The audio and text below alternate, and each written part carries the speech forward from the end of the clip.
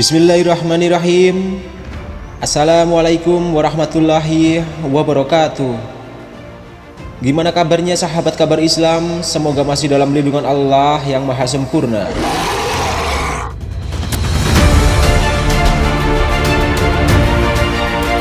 Ini adalah cerita Rasulullah Shallallahu Alaihi Wasallam ditemui iblis ketika para sahabat sedang bersama Rasulullah Shallallahu Alaihi Wasallam di kediaman seorang sahabat Ansar. Tiba-tiba terdengar panggilan seseorang dari luar rumah. "Wahai penghuni rumah, bolehkah aku masuk? Sebab kalian akan membutuhkanku."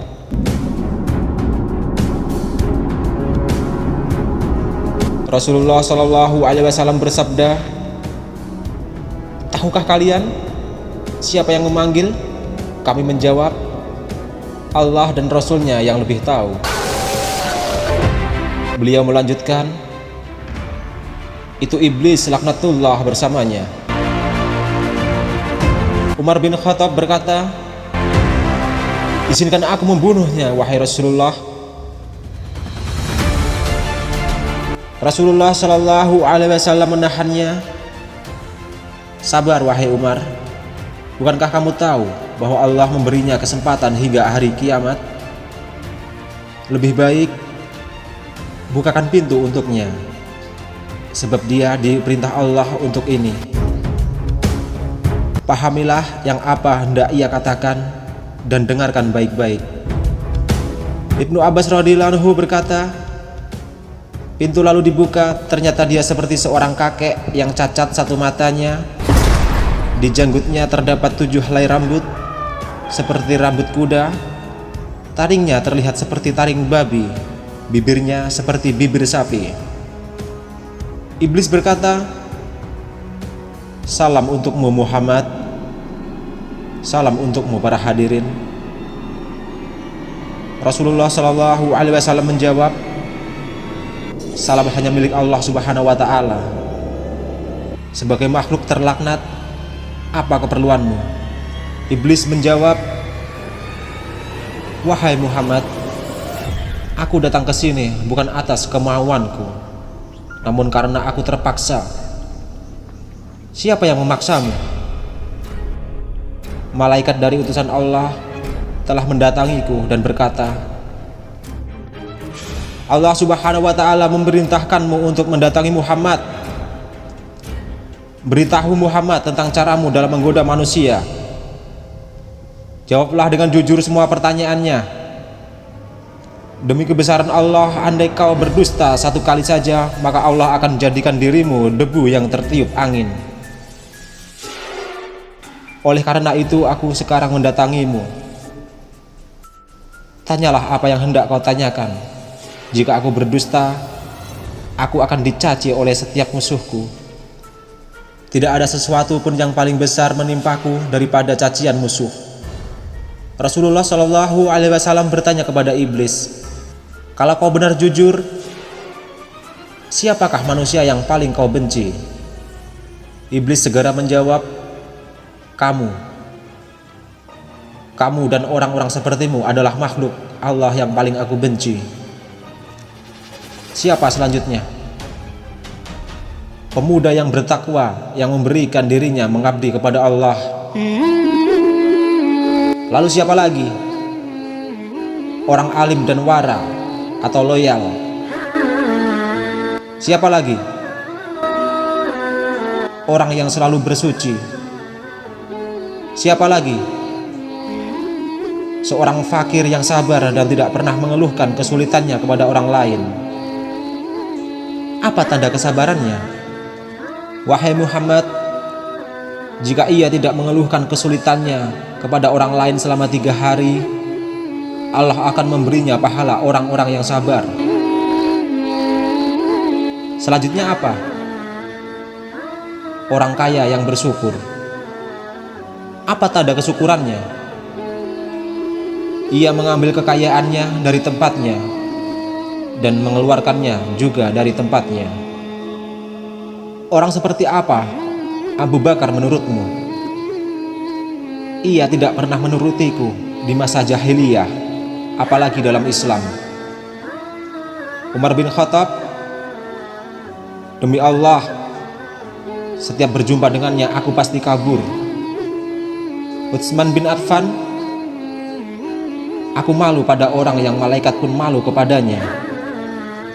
Ali bin Abi Thalib, aku berharap darinya agar kepalaku selamat dan berharap ia melepaskan aku dan aku melepaskannya. Tetapi ia tak akan mau melakukan itu. Ali bin Abi Thalib selalu berzikir kepada Allah Subhanahu wa Ta'ala. Apa yang kau rasakan jika melihat seseorang dari umatku yang hendak sholat? Aku merasa panas dingin dan gemetar. Kenapa? Sebab setiap seorang hamba bersujud satu kali kepada Allah, Allah mengangkat derajatnya 1 derajat. Jika seorang umatku berpuasa, tubuhku terasa terikat hingga ia berbuka. Jika ia berhaji, aku seperti orang gila.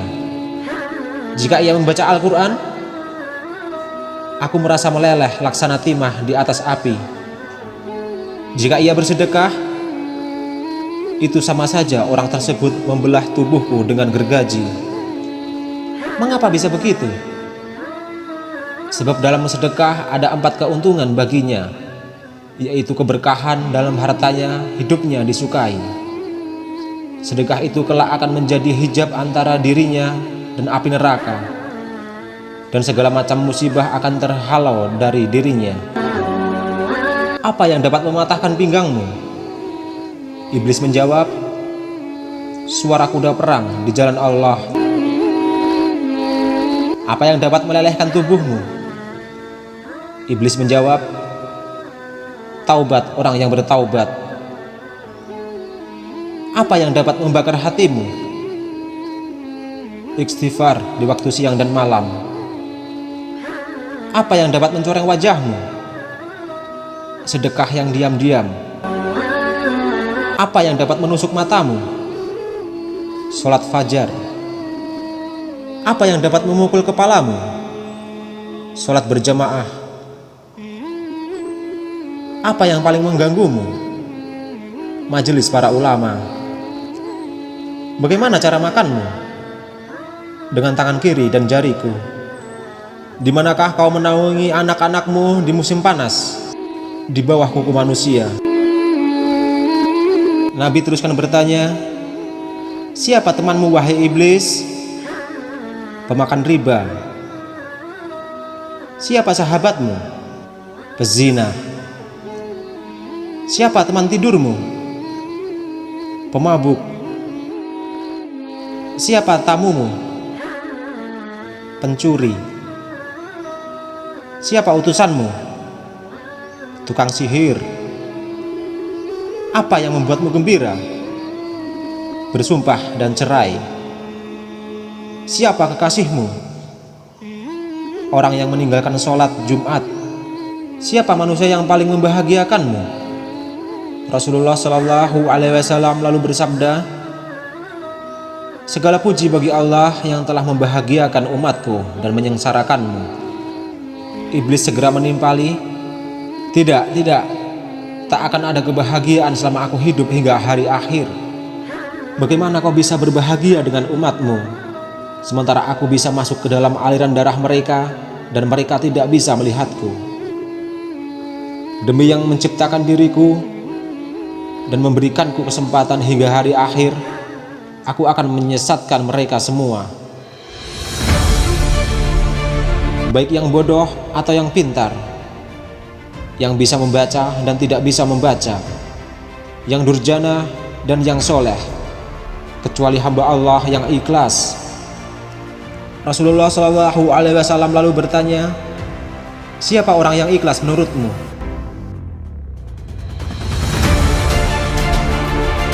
Tidakkah kau tahu wahai Muhammad, bahwa barang siapa yang menyukai emas dan perak, ia bukan orang yang ikhlas, orang yang meninggalkan sholatnya dengan sengaja.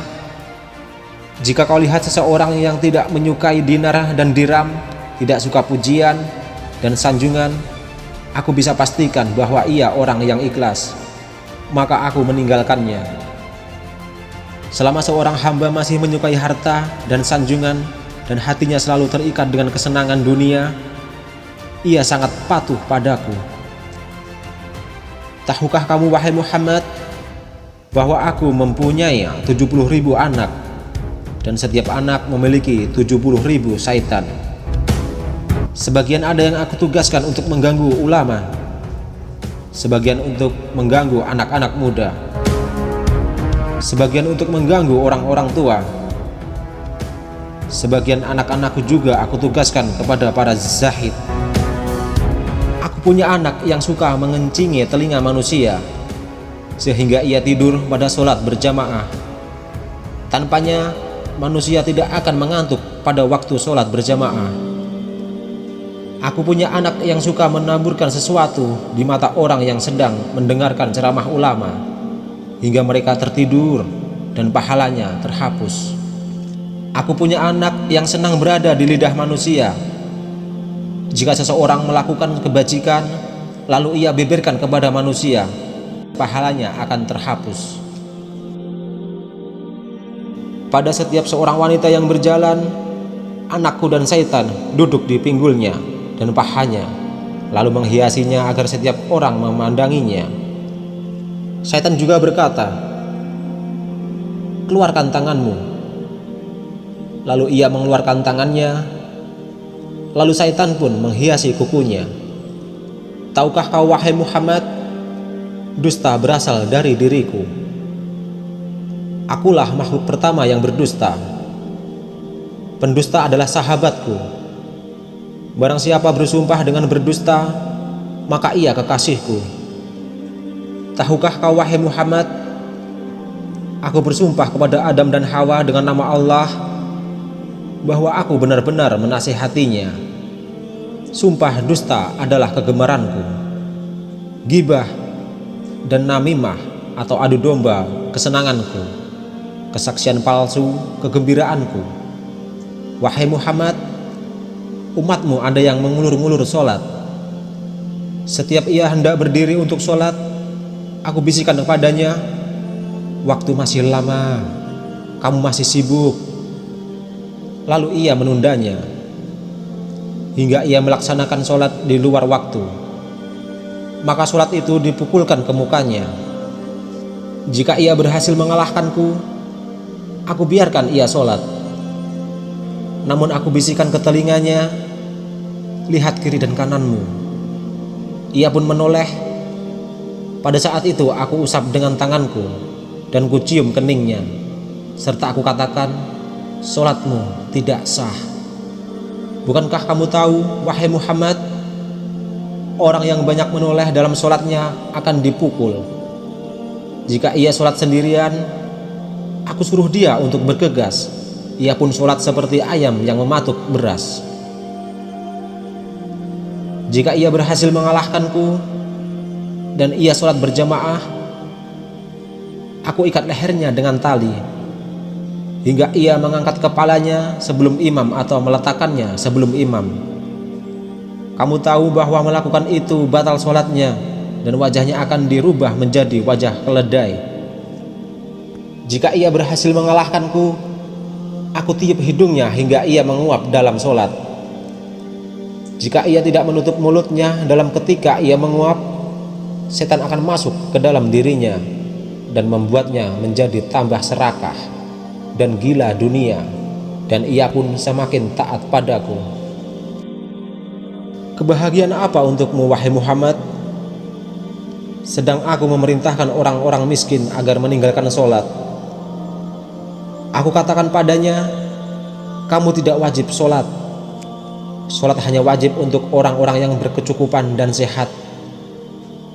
Orang sakit dan miskin tidak. Jika kehidupanmu sudah berubah, barulah kau sholat. Dan akhirnya ia pun mati dalam kekafiran. Setelah iblis menjelaskan apa yang ditanyakan Rasulullah, dia pun mohon diizinkan untuk pergi. Sahabatku, kaum muslimin, itulah cara-cara iblis menyesatkan manusia dan menggoda manusia, maka wajiblah kita untuk memeranginya, bukan menjadi golongannya. Assalamualaikum warahmatullahi wabarakatuh.